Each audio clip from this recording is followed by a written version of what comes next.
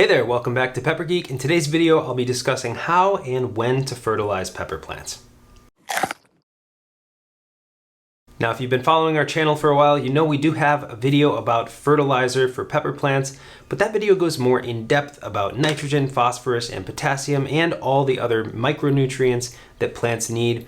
This video is intended to be a bit more straightforward. We'll show you our process of fertilizing, the different stages of plant growth at which we change our fertilizer regimen, and we won't talk so much about what's actually in fertilizer. Before we get started, check out our ebook, Growing Perfect Peppers. It's all about growing peppers from start to finish, and we definitely have a section about fertilizer and how to use it properly. So if you're interested in growing better pepper plants, check it out in the description below. Okay, so let's talk fertilizing peppers. I have a plant here to demonstrate. We're in early July right now, but there are three main stages where we change our fertilizing regimen. And the three stages are the seedling stage, when the plants are very young, the growth stage or the vegetative stage, and then the blooming stage, flowering, or fruiting stage. Now, pepper plants behave differently in these three stages, so you want to feed them accordingly. So first, I'll give a really basic overview of what we do at those three different stages. At the seedling stage, we'll start fertilizing with a nitrogen-rich fertilizer. Basically, the first number, the N number, is higher than the other two numbers, so the plants are getting plenty of nitrogen, which they need to grow lots of foliage. We'll use one of these at a reduced strength so that we don't burn the plants. The plants are really slow growing early on, so they don't need much fertilizer. Just a little bit goes a long way. We'll use a half strength or sometimes even a quarter strength, depending on how strong the fertilizer is.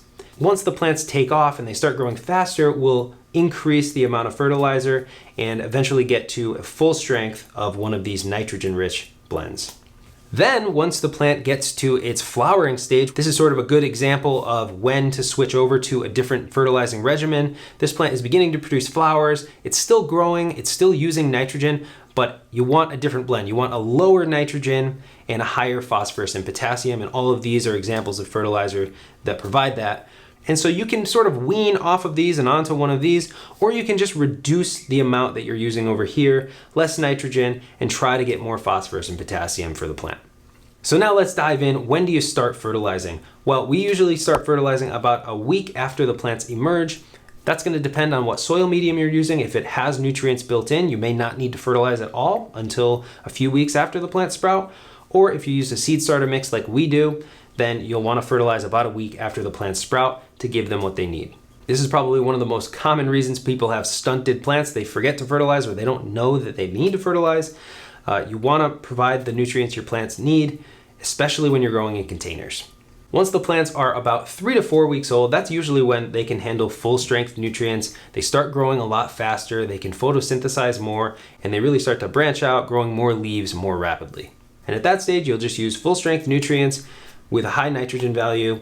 Now, about 6 to 10 weeks, depending on the variety, that's a good time to switch over to a more phosphorus and potassium-rich fertilizer and wean off of so much nitrogen. And the reason you do that is to avoid an abundance of leafy growth at the expense of fruits and to encourage the plant to produce more flowers and set more fruit. So Tiger Bloom, again, this is another example that we always use. It's a 2-8-4, low nitrogen, high phosphorus, higher potassium than nitrogen. So that's one option, and all of these kind of do that same thing. They reduce the nitrogen, increase phosphorus and potassium. So with all of that in mind, let's take this plant outside and show you how we fertilize. Okay, so we're outside and we're ready to feed this plant. Like I said, it's producing flowers, so we're ready to switch over to our blooming fertilizer. And today we'll just be using Tiger Bloom because it's the most straightforward. And they recommend adding 2 to 3 teaspoons per gallon of water. This is a 2-gallon watering can, so I'm gonna go on the low side since this plant isn't huge, and I'm gonna do 4 teaspoons for 2 gallons. And over time, if the plant does get large, if it's a very large variety, then you can increase the amount of fertilizer. Just try to keep that in mind as the plants are growing. So give it a good shake. So with this, since it's liquid, it's very simple. Just add the required amount. And I will say less is more. You don't want to just try adding more than they recommend. Start on the low side and see how it performs. And we'll fill up. Just make sure your hose water isn't too warm. Sometimes if the hose lays in the sun for a while, it'll get hot. One recommendation if you're using granules, that are water soluble, use a little bit of warm water to start. You know, just add maybe an inch to the bottom of the watering can and then swish it around. That can help dissolve those granules, and then you can fill the rest of the watering can with cold water. But in this case, we're using a liquid fertilizer, so we can just add it all the way to the top.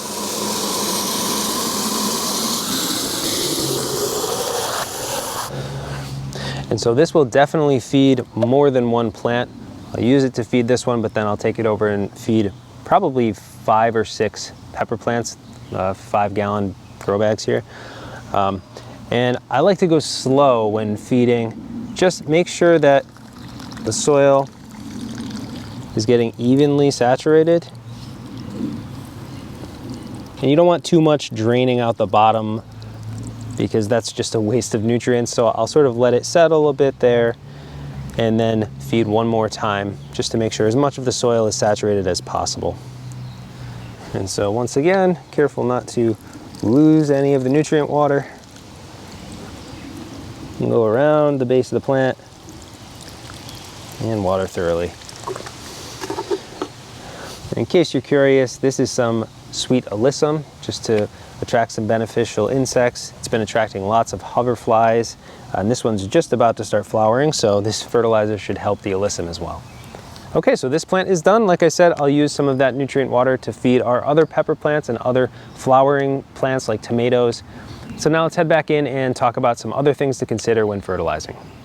Okay, so back inside, let's talk about some common things you want to consider when it comes to feeding pepper plants. The first is how often to feed your plants. And there's a really simple answer for that. It's check the product label on your fertilizer and go by what the manufacturer recommends. We get this question so often, but it really depends on the nutrients that you're using. For example, this Dr. Earth's slow release granular fertilizer requires a feeding every 2 months, whereas Miracle-Gro Performance Organics requires you to feed every 7 days for ideal results. So you really need to check the product labeling. You don't want to feed too often with something like this, and you don't want to skip a week with something like this. So I don't think we've ever had a fertilizer where there weren't instructions on how often to feed, so just make sure you're reading the label. Another thing to consider if you're using water-soluble nutrients is rainfall. If you have heavy rain in your area, it can flush out some of the nutrients from your potted plants and even your raised beds. So you want to make sure that you're feeding after rainfall, or at least not just before you expect to have heavy rain. Another thing to consider is whether you're growing in pots or if you're growing in the ground. Potted plants, you can basically assume that there are no nutrients at all in the soil unless you bought fresh soil that does have nutrients. Then you can go by the packaging of that soil and wait until those nutrients are depleted before fertilizing.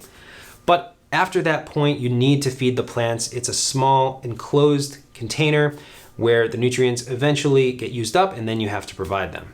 For in-ground beds, it's a totally different world. You're gonna wanna use things like compost. You're gonna wanna feed that soil and sort of amend it over time and build up its vitality. That way you won't have to use fertilizers like this so much in the long run, maybe early on, but eventually you'll have a soil that can be relied upon to provide the nutrients your plants need. So in the case where you're growing in the ground or in a raised bed, you should check what's in that soil already. Get a soil test, send a sample away, and understand what's in there and what the soil needs to begin with. Then, like I said, over time, add that organic matter, add compost, add rotted manure, and improve the soil, adding those beneficial bacteria and all those microbes that help plants grow well. Another thing to consider is whether to use water-soluble nutrients or slow-release granules, and it's really going to depend on what you need. If your plants are showing a deficiency in something, you're seeing yellowing leaves and your plants are low in nitrogen, for example, you'll probably want to use something water soluble because that's going to feed the plants instantaneously. They're going to get what they need and the problem will start to resolve right away.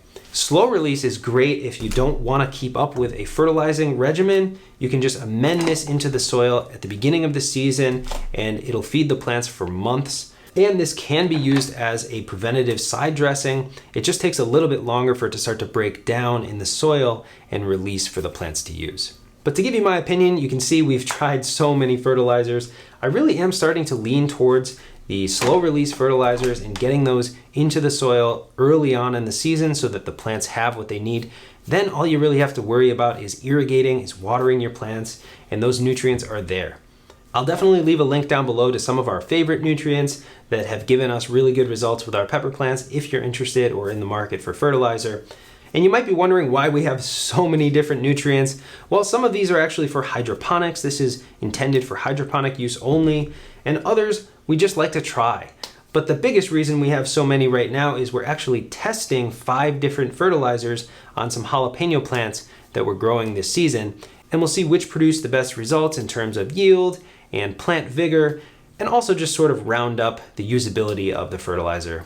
So that video will be coming at the end of this season, so make sure you're subscribed so you don't miss it. Now this topic applies to more than just peppers, so if you're growing anything else, check out our other channel, Geeky Greenhouse, where we talk about all the other plants we're growing, like tomatoes and carrots and chard, and pretty much anything else under the sun. We have lots of new videos over on Geeky Greenhouse, so go check it out and subscribe in the link down below. Now I'm curious, what fertilizers do you use?